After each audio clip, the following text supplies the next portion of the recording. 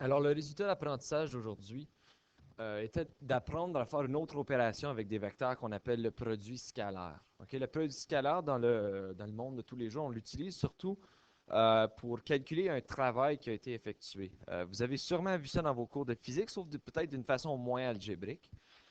Nous allons voir aussi dans le prochain cours quelques autres applications que nous pouvons avoir ici avec le produit scalaire. Première chose à noter, le produit scalaire pour les termes mathématiques, ça va se dire A, le vecteur A point B. Okay? La façon dont vous dites, c'est A point B en anglais, on appelle ça le dot product. Vous pouvez utiliser peu importe ce que vous voulez, mais je suggère de dire A point B et non A fois B. Okay? Il y a une différence parce que vous allez aussi voir A croix B lorsque nous allons voir le produit vectoriel. La façon de le calculer, c'est que tu prends la grandeur du vecteur A, et tu le multiplies par la grandeur du vecteur B et tu multiplies tout ça par le cosinus de l'angle qui les sépare. L'exemple que je vous donne ici, c'est comme si j'aurais un travail effectué. Okay? J'ai un vecteur B qui est ici et j'ai un vecteur A qui est ici. Afin de connaître, ça va être quoi le produit scalaire ici, je sais que le vecteur qui existe, la composante orthogonale horizontale du vecteur B est B fois cos θ. Ça, on l'a appris dans la dernière leçon. Alors, je connais que la valeur ici, je la connais, mais pour savoir c'est quoi le travail qui sera effectué tout ici, je vais devoir le multiplier par le vecteur, la grandeur du vecteur A. Donc, c'est comme ça un peu qu'on calcule le travail qui a été effectué tantôt lorsqu'on disait notre jeune petit garçon qui se promenait en traîneau. J'avais ici 120 newtons. J'avais 20 degrés ici. Et j'avais également 100 mètres dans ma côte. Puis ça ne fait pas de différence, c'est quoi hein, la côte qu'il monte. Si je peux calculer la force qu'il fait ici, je multiplie par le 100 mètres, ça va me donner la force finale. Le travail, pardon.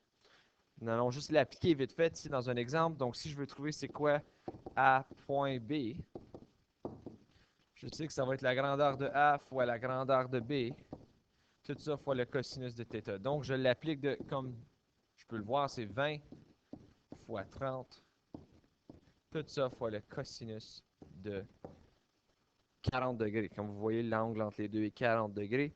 À la fin du compte, ça va me donner environ 459,6 comme produit scalaire. Quelques propriétés qui sont importantes à noter pour toutes les valeurs. OK? Si U et V sont des vecteurs non nuls et le produit scalaire te donne 0, ça implique qu'ils sont perpendiculaires.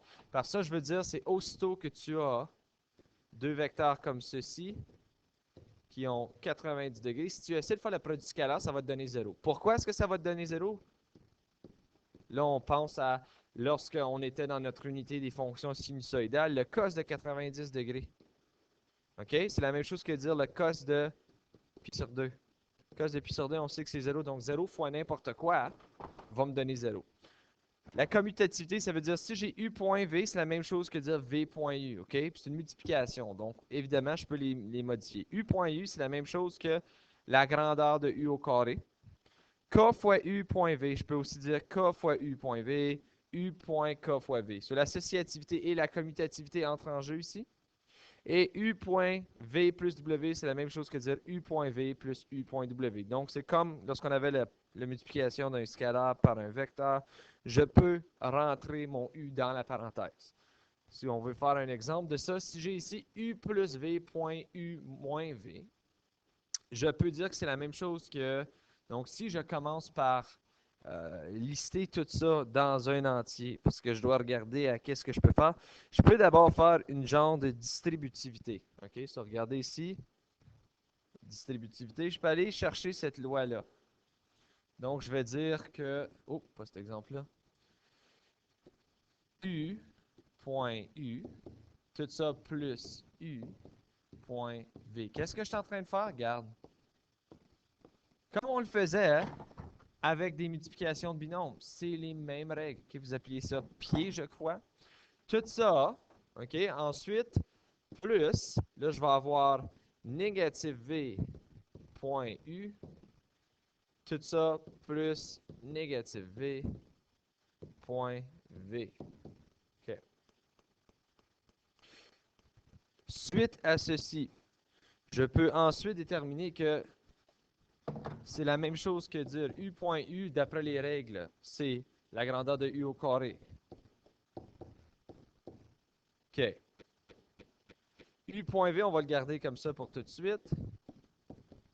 Tout ça moins V.U et tout ça moins la grandeur de V au carré.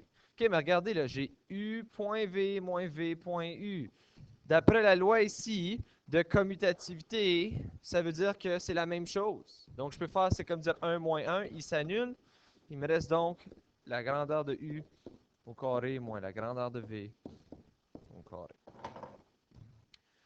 Dernière étape, si jamais vous avez des vecteurs algébriques, donc des vecteurs lorsqu'on vous donne les composantes verticales et les composantes horizontales, le produit scalaire, c'est A.B est égal à A1 fois B1 plus A2 fois B2. OK, ça, c'est le plus facile de la gang. Je ne peux pas t'exprimer à quel point c'est facile. Regardons au vecteur AB ici. Je vais trouver A.B. Je vais avoir donc 5 fois 4. Tout ça plus négatif 3 fois 7. Donc 5 fois 4, ça va être 20 moins 21. Ce qui devrait ensuite me donner négatif 1. Donc, cette version-là est très, très, très simple. OK? Mais ce n'est pas toujours qu'on va voir. Donc, vous avez deux cas. Vous avez les vecteurs algébriques, de ce que je vous donne les composantes orthogonales. Mais vous avez également des situations comme ceux-ci où ce que je vous donne seulement les grandeurs. OK? Donc, si vous avez les grandeurs, vous devez utiliser AB, la grandeur de A fois la grandeur du vecteur B fois cosinus θ. Si vous avez des vecteurs algébriques, vous allez utiliser A1B1 plus A2B2. Ceci met fin à la leçon. N'oubliez pas de m'envoyer un courriel si jamais vous avez de la difficulté avec la matière.